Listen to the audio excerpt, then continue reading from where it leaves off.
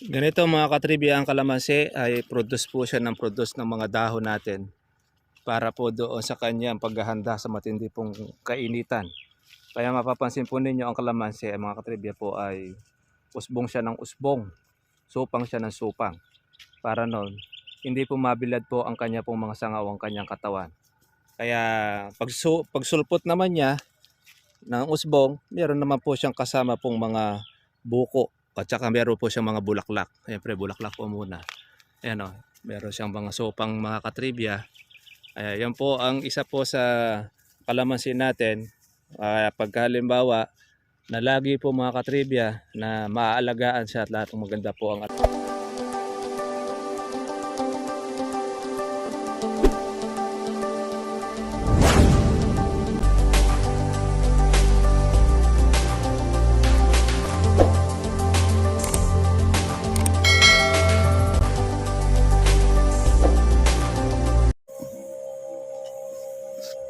Kumusta na mga katribya?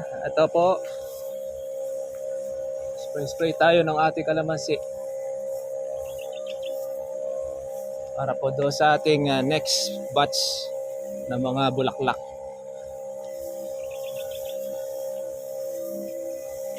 Malabas na naman po muli. Yan, yung mga bulaklak natin ay follow up.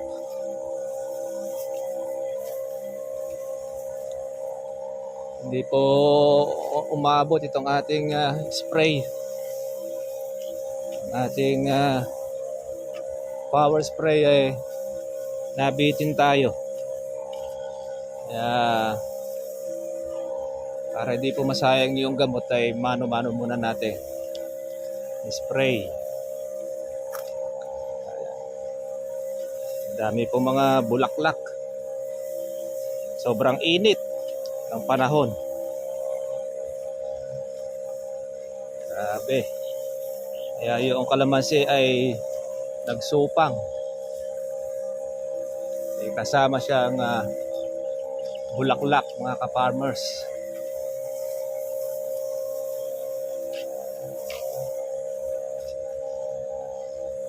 Dapat po natin ito talaga lalagyan natin talaga ng spray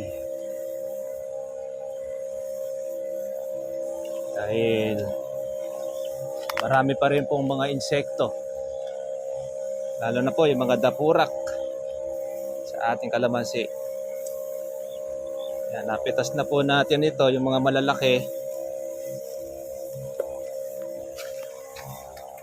Noong kahapon, kapag kapitas tayo rito, naka-6 na bag naman tayo mga katribya. Tapos meron tayong isa't kalahating dilag na dilaw. Pinahalaw natin po yung natira nung nakaraan, yung mga maliliit noon. Kaya nakakuha tayo ng pang-maintenance. Ito ang ating kalamansi.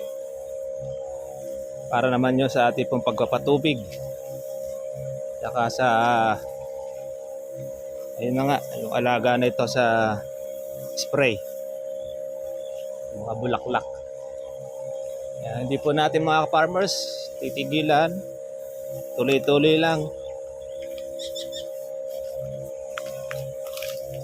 Kung saan siya po makarating yung ating budget, sa tuloy-tuloy lang mga ka-farmers ay po tumaas ang ating mga pangunahing bilihin, lalo na sa ating abono.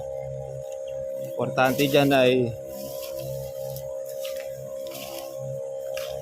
meron tayong pantustos magagamit. Pagka wala na tayo mabibili, lalo na ang ating pangkurudo, ayan, baka sakali abutan naman po ng pag-uulan ang ating mga alaga.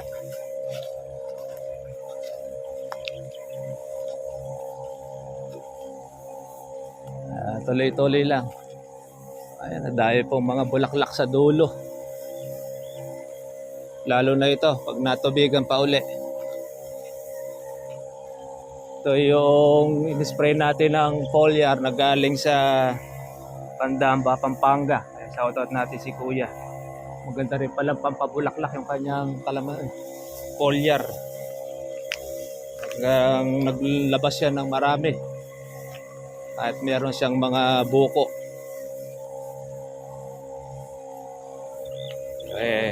Ilalan talaga natin ito yan. Follow up lang ng ating pag-insecticide. Dahil marami pong mga harabas sa kalamansi. Susunod naman ay power spray na uli ang gagamitin natin. Nabitin lang tayo ng ating gamot. Sira ating ginagamit na hose.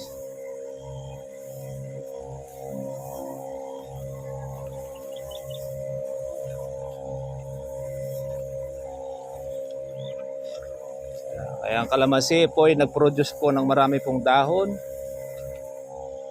para makoberan po niya yung kanya sarili sa labis na init. Yung iba dyan, magba-brown-brown yan sa init ng panahon. Kaya minsan meron pong mga kalamansi, mga katribya, kulay brown na ang tsura. Ibig-ibig na mangulag. Yun, dahil sa init yun, mga katribya.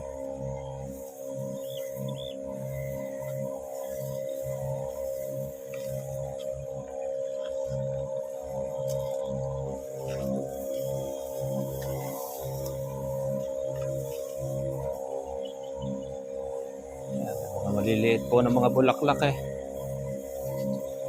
Dami. Grabe. Walang hinto. Yan ang kalamansi. Tuloy-tuloy po sa pagbubulaklak pati pagbubunga.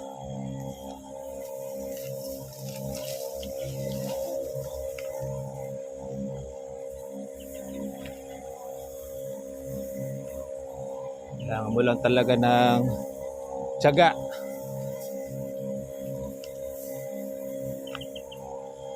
Walang maiinip mga katribya. Tapos natin ng pag-aalaga, meron naman tayong aanihin. Meron tayong palakihin.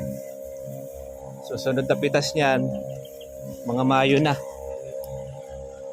Mga first week ng May, nakakakuha na tayo uli. Tapos yung inaalagaan natin na yan, June, July.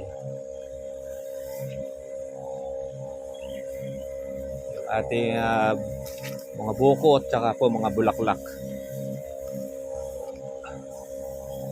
Ilalabas po nito na bulaklak uli pang Agosto na yan.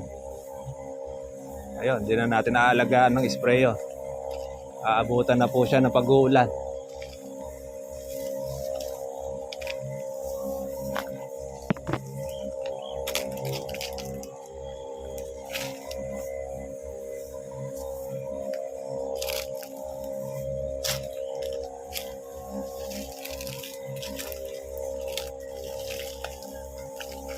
Ating kalamansi kahit na nalililiman ay po-produce siya ng bulaklak. Hindi talaga kagaya ng sisikatan ng araw ay talagang marami pong bulaklak.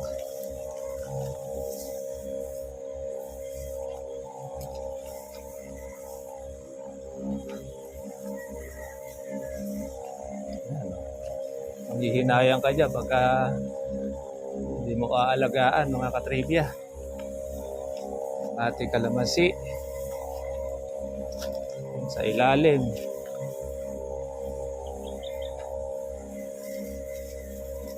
Marami na po mga ka-farmers na tumigil na po sa pagbobomba. Tayo gustuhin man natin tumigil, hindi natin magawa. Dahil nanghihinayang tayo sa mga bulaklak na yan. Marami rin kasi yan mga ka-farmers. Yung mga bulaklak natin na ito, pagka yan ay magtutuloy, kasing dami rin halos noong ating nalagaan. Baka mas marami pa doon sa una. Expected na natin na marami ang matitira dahil power spray ang ginagamit na po natin ngayon. Nabitin lang tayo ngayon dito, kaya ate pong minanual para di po masayang yung ating gamot.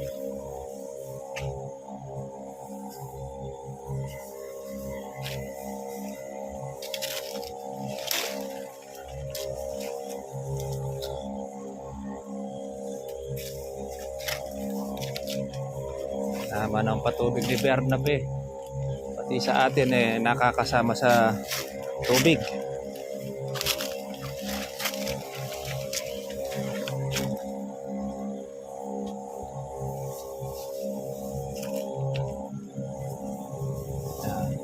Magkano na ba mga ka-farmers po ang kalamansi sa inyo pong area? Dito sa amin, nakapitas tayo kahapon ng 2-3. Yan. Kaya pagka labas na ang upang pitas, 2,000 linis na. Kaya sulit na mga katribya. Sulit na po ang ating pitas na 6 na red bag.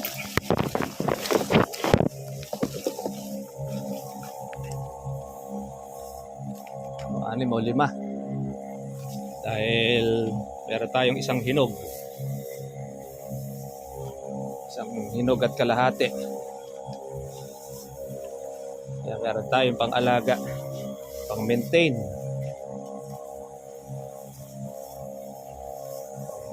ang ating bunga.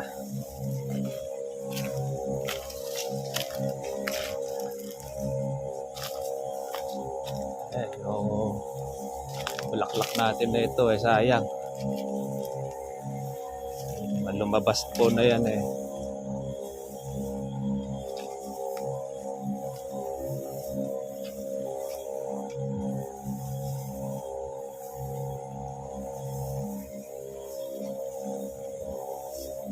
Marami sa kilikili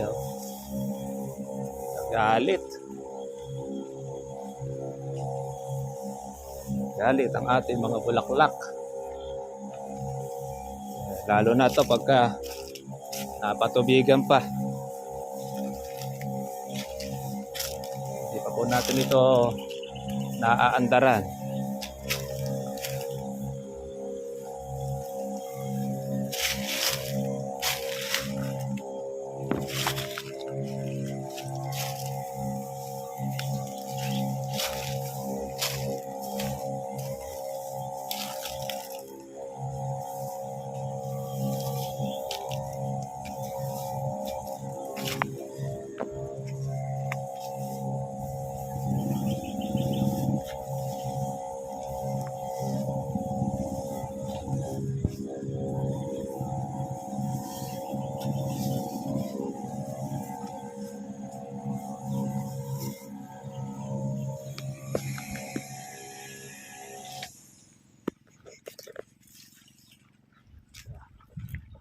Tapos na tayo mga farmers